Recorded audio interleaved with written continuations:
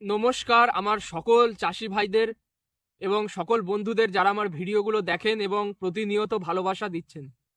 আজকের ভিডিওটাই কোনো রকম আপনাদেরকে কিন্তু ওষুধের কথা বা কোনো রকম পরিচর্যার কথা বলবো না। আজকের ভিডিওটাই আপনাদেরকে আমি দেখার জন্য অনুরোধ এই কারণেই করছি, ভিডিওটা কিন্তু সম্পূর্ণ আপনাদের জন্যই এবং একটা খুবই গুরুত্বপূর্ণ বিষয় নিয়ে কথা বলবো আজকে।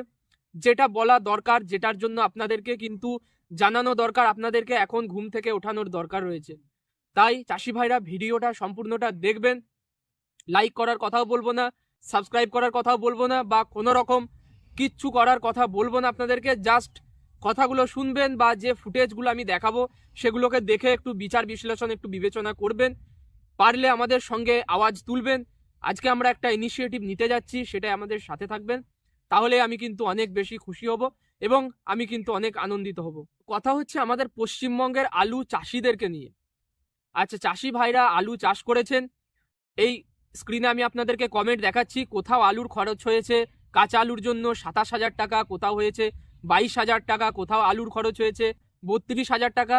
তো বিভিন্ন জায়গা ভেদে আলু বীজের দাম, আলুর হচ্ছে চাপানের দাম বা জমির দাম বা হয়তো লিজের দাম বা ভাগে চাষি যারা রয়েছেন তাদের সেই পয়সা ধরে একটা মোটামুটি খরচ যেটা দাঁড়াচ্ছে সেটা মোটামুটি ওই অ্যাপ্রক্স কিন্তু 24 থেকে 25,000 টাকা। আমার এখানের একটা আলু চাষ করতে গিয়ে 40 শতক বিঘায় 1 বিঘার জন্য আমি হিসেব করে দেখেছি, আমি যে পরিমাণ ওষুধ বা যে পরিমাণ চাপান সার ব্যবহার করছি তাতে কিন্তু 26,000 টাকার খরচ হচ্ছে।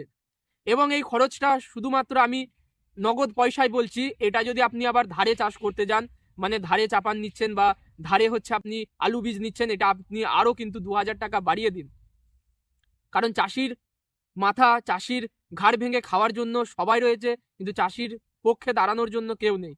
চাপান আপনি নিতে গেছেন নগদ পয়সায় 1900 টাকায় দিয়েছে, সেটাই আপনি ধারে যখন নিতে গিয়েছেন তখন কিন্তু 2100-2200 টাকায় চাপান কিন্তু এই বছরও তুলতে হয়েছে চাষিকে।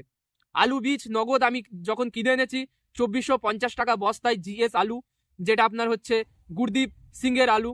কিন্তু এই আলুটাই যারা কিন্তু ধারে নিয়ে এসছে ওই ব্যবসাদারের কাছে, তাদের কাছ থেকে 2900 টাকা নেওয়া হয়েছে।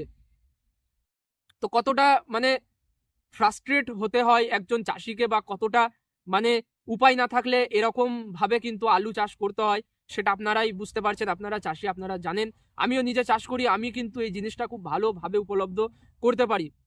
এরপরে হচ্ছে এত খরচের পরে, এত পরিমাণ পরিশ্রমের পরে, এত মানে মাথার ঘাম পায়ে ফেলে চাষি ভাই হচ্ছে 60 খানা আলু করছেন, কোনো চাষি ভাই 70 বস্তা আলু করছেন গড়।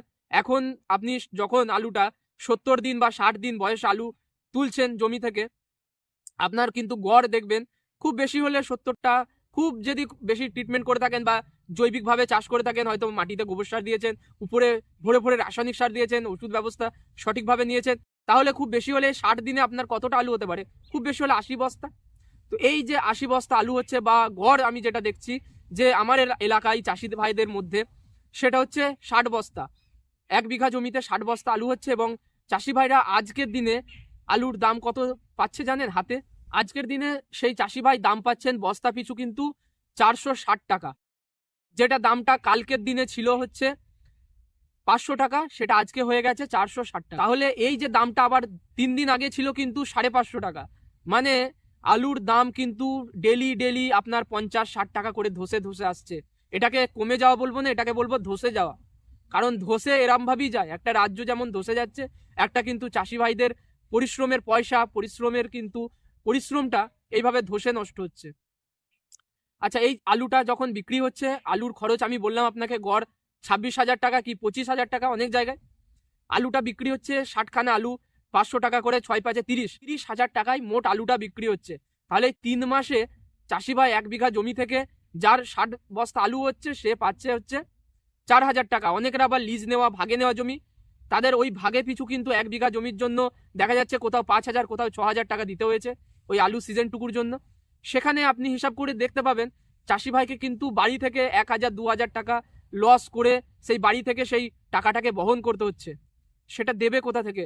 রক্ত বিক্রি করে দেবে নাকি মানুষ? রক্ত বিক্রি করতে হবে এবার মনে হচ্ছে চাষি ভাইদেরকে।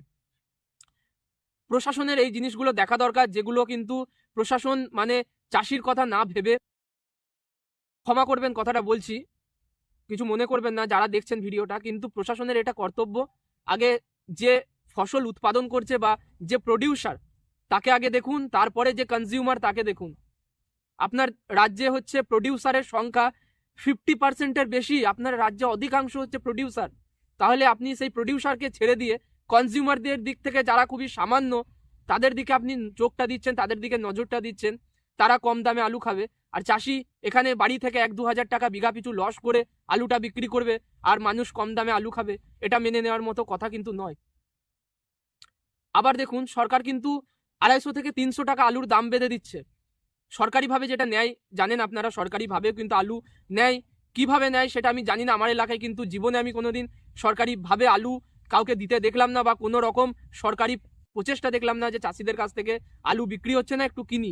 সেসব কথা না হয় বাদই দিলাম, কিনতে হবে না, কিন্তু যে ন্যায্য মূল্য এখন যে আলুর ফলনটা হচ্ছে চাষি ভাইয়ের, সেই হিসাবে কমপক্ষে এখন একটা চাষি ভাইকে কমপক্ষে 6 থেকে 700 টাকা পোকরাজ আলুর বস্তা দেওয়া উচিত। ব্যবসাদারদের কিছু করার নেই, আপনি সব ব্যবসাদার কিন্তু এইভাবে মানে চাষিকে ঠকায় না বা সব ব্যবসাদার কিন্তু সমান হয় না। সবাই যে চাষির ঘাড় ভেঙে খায় এমন নয়, অনেকে ভালো আছেন, অনেকে হয়তো ভিডিও দেখেনও। তাদেরকে আমার একটাই অনুরোধ যে চাষিকে দেখুন, তবে আপনি বাঁচবেন। তো এই ব্যবসাদারদের উপায় নেই, তারা আলুটাকে যে কিনে নিয়ে বাইরে কোথাও রাজ্যে পাঠাবে বা বাইরের কোনো জেলাতে পাঠাবে বা এই অঞ্চল থেকে সামান্য হয়তো 10 কিলোমিটার দূরে পাঠাবে,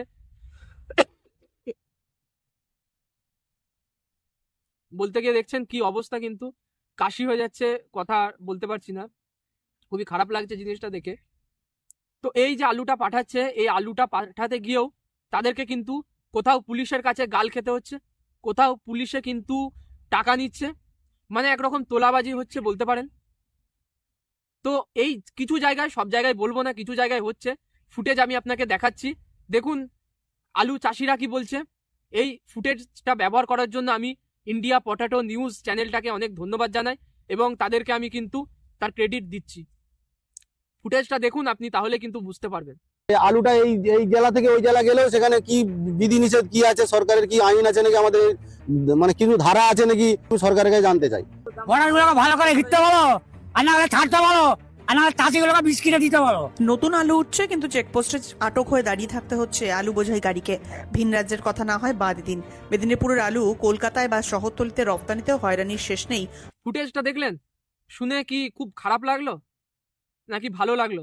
সরকারকে পাঠাবেন এই জিনিসটা, সরকার মহাশয়া যে রয়েছেন বা যারা এই উপরের পদে বসে রয়েছেন তাদেরকে এই ভিডিওটা পাঠাবেন যে একজন চাষি ভাই, তার রাজ্যের চাষি ভাই, তিনি বলছেন হয় আলু দামে নিন, না হলে কিন্তু 20 দিন বিষ কিনে খায়। তাহলে এই একটা চাষি যখন এরকম কথা বলছে, তার মানে এবার ভাববার সময় রয়েছে, আপনাদের ভাববার সময় এসেছে। একটু জাগুন, একটু অন্তত আপনারা কিছু পারুন না পারুন ভিডিওর নিচে কমেন্টে আপনাদের প্রতিবাদের ভাষাটা এখানে প্রকাশ করুন, বা ফেসবুকে গিয়ে যারা এই সম্পর্কে কিছুটা হলেও মানুষকে জাগ্রত করছে তাদেরকে গিয়ে, তাদের ওখানে গিয়ে সেখানে সাপোর্ট দেখান, বা সেখানে গিয়ে আপনারা সরকারকে ট্যাগ করে জানান। জানাতে হবে, কিছু করার নেই, জানাবেন, কাজ হবে না হবে সেটা পরের কথা, কিন্তু জানানোটা আপনার কর্তব্য, আপনি জানাবেন। আমার কর্তব্য আপনাদেরকে জিনিসটা জানানো।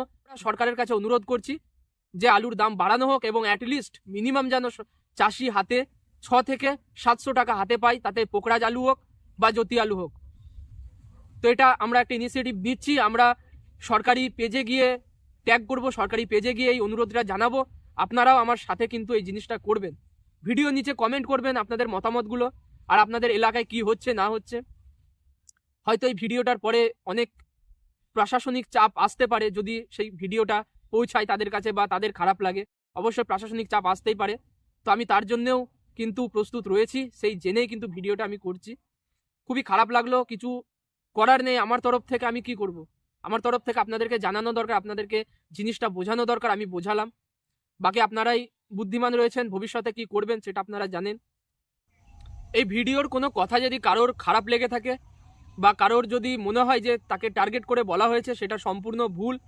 আমি একজন চাষি হিসাবে আমার মনের কথাগুলো আপনাদের সামনে রাখলাম এবং আপনাদেরও মতামত আমি কিন্তু জানতে চাই এই বিষয়ে। তো আবারও বলছি, যদি কারোর খারাপ লেগে থাকে আমাকে ক্ষমা করবেন, হাত জোর করে ক্ষমা চাইছি, কিন্তু বিষয়গুলো বলা দরকার ছিল। মনের কথাটা আপনাদের কাছে প্রকাশ করলাম, ভিতরের যে কষ্টটা অনেকটা কম হলো। এটা এবারে আপনারা কিন্তু নিজেরাই ডিসিশন নেবেন, আপনাদের মতামতগুলো অবশ্যই জানাবেন। আজকের মতো আর কিছু বলবো না, আপনাদের সঙ্গে আবার পরের হয়তো কোনো একটা ভিডিও দেখা হবে। আর এই বলে আজকে ভিডিওটা আমি এখানেই শেষ করলাম।